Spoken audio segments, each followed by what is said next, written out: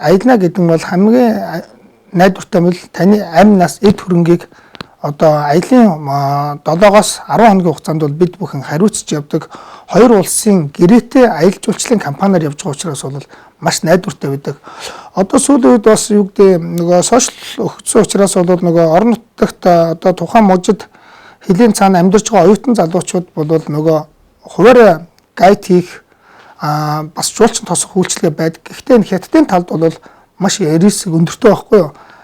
Жох аюултай талдаа гэсэн үг. Яг гэвэл ямар нэг эрсдэл болоо хулгай зэлгээ ямар нэгэн төрөлж байхгүй болоо гэхэд бол тэр хувь үнэтэй хятад одоо юу гэдэг тал бол хариуцлага хүлээдэг. Хэрвээ хятад талын компанитай ямар нэгэн гадаадын хамтарч аваа компанитайгаа бид нар зөвшөлдсөд тэр хүн дээр асуудал гарлаа гэхэд бол бид нар бол цаатлын компани бол шийдэж өгөх бүрэн боломжтой.